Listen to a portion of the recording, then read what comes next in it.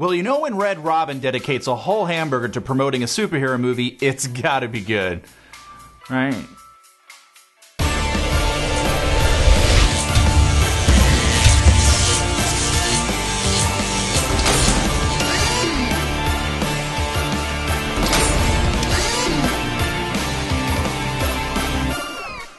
Hey, what's up, Internet? Welcome to Robot Review. I'm your guest host, Rick Wolf, filling in for Topsy 5000, who's currently on assignment fighting alien werewolves on Mars. Yep. And yes, I realize the show is called Robot Review, and I am not a robot. Or am I? I'm not. Okay, so after X-Men Origins Wolverine, all this movie has to do is not shoehorn in a bunch of characters that have nothing to do with Wolverine's backstory, or butcher a beloved cult character. Oh boy, this is going to be a tough one, man. Avengers movies aside, it's almost getting to the point where you have to not be a comic book fan to enjoy comic book movies.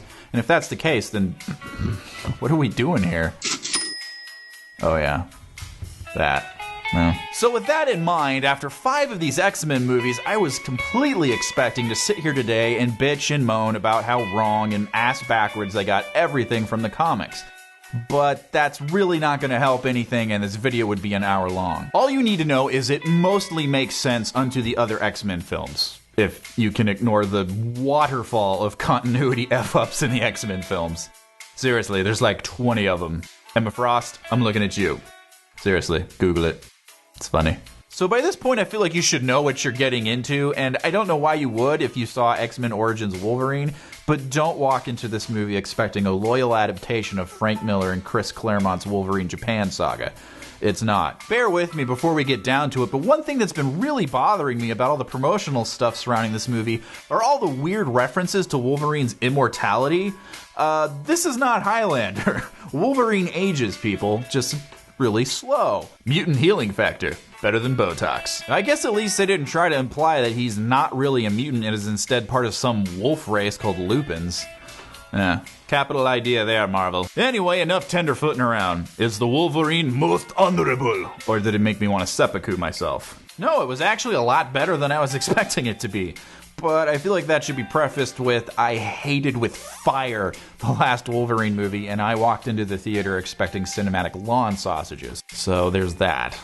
The film's got an interesting enough start with Wolverine dealing with his life post-X-Men, because most of the X-Men are dead. And it wasn't this supervillain that killed him. It was this one. Yeah. The man's just really let himself go. He's living in a cave, for God's sake. Hard times. Wolvie on the skids is not a pretty sight, my friends. And yeah, he kind of looks like Jesus. Haha, Internet. The Passion of the Wolverine. Then Yu-Gi-Oh! Shows up with a katana and a Hot Topic outfit and convinces Wolverine to hop a plane to Japan to say goodbye to an old friend that he saved back in World War II from the Nagasaki bombing. That dying friend just happens to hate Wolverine in the comics, but we're pretending not to care, remember. The guy can apparently take Wolverine's mutant healing factor away for himself and offers that as a gift to Wolverine so that he can grow old and die an ordinary death. I don't know how. He's just a regular human. I don't know. It's a comic book movie.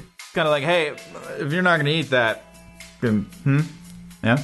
Then Wolverine gets mixed up in a big power struggle for the old man's business. And then it's schnick time. Oh yeah. Big pen Wolverine claws. Remember when you used to do this in grade school? Just me? Okay.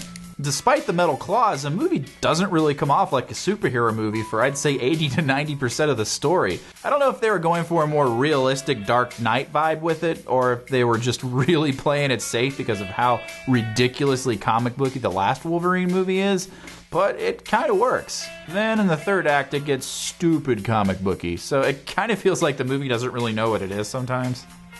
One thing that does hurt the film is there's no real clear villain for most of the story.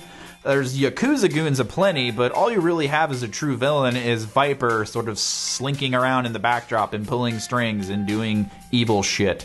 Because she's the baddie in the movie and she's just there to do evil shit. Now, I know I promised not to bitch and moan about all the divergences from the comics, but one thing that really took me out of the movie was Silver Samurai not being Silver Samurai.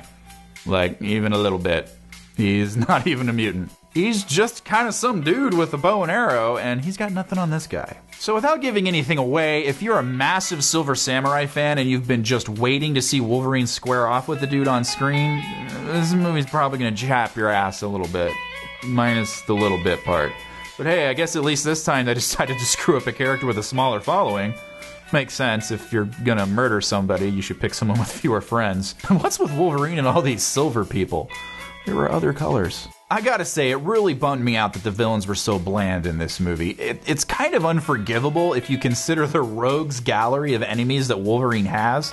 What about Omega Red? It gets cold in Motherland. Hell, even Cyber. Wolverine's actually afraid of that guy. That'd be something new. Or hey, how about the Hulk? And thanks to Joss Whedon and Mark Ruffalo, I don't cringe when I think about the Hulk on the big screen anymore. But Hulk's Disney and Wolverine's Fox, so that'll probably never happen. Come over to the light side, Wolverine. It's better here. We care. Another thing that leapt out at me as awesome in this movie is that Wolverine just cuts dudes up. I don't remember him being half this brutal in X-Men Origins, or in any of the films for that matter. So points for finally showing us that thing that Wolverine thinks he's the best at doing, which isn't very nice. The action was fun, entertaining, relatively creative, and it kept me engaged, especially when Wolverine faced off with the arrow-spamming Ninja Clan. That was pretty epic. Unfortunately, I had to watch the movie in 3D, and I don't really know if I'm a good judge of 3D because I just don't care about 3D. I don't go see 3D movies. It's just like, yep, hey, look at that. Really fake, digital, artificial looking depth of field so you can charge me twice the ticket price. Cool. Can you show me to the 2D screening, please? It looked pretty cool when Wolverine would pop his claws once in a while. I don't know. I just don't care about 3D. Sorry. You kind of forget it's there after a while, so I don't really get the point. Maybe the 3D in this movie just wasn't very good. I don't know what to tell you. I love how they make 3D glasses just look like hipster douchebag glasses now. It's more convenient for everyone. Anyway, to wrap things up, I'm giving the Wolverine 3/4 of a life meter. Maybe it's because the first Wolverine movie felt like this. Okay, metal claws. Best there is at what he does. Canada, cigars, bub. Okay, got it. Let's make a movie. So it's leaps and bounds better than that, at least. On the other hand, they really cocked up Silver Samurai, and the lack of a clear, defined villain for most of the movie kind of made it seem like it lacked focus to me. It feels like they played it a little bit too safe for a lot of the movie. The Jean Grey stuff completely missed the mark for me and just annoyed me, and the film can drag its feet a bit in places. Also, small gripe, but I was really hoping to see more of Tokyo at night. That city is gorgeously badass looking at night. Ah, look at that. Tokyo's just gonna look like Blade Runner pretty soon.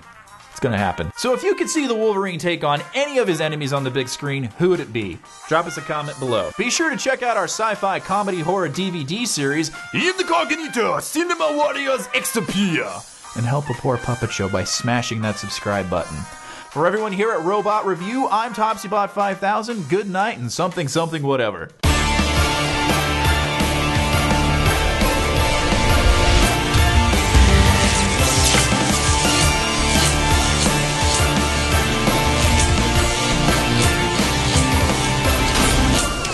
Look at the ad on the back of this comic book from my childhood.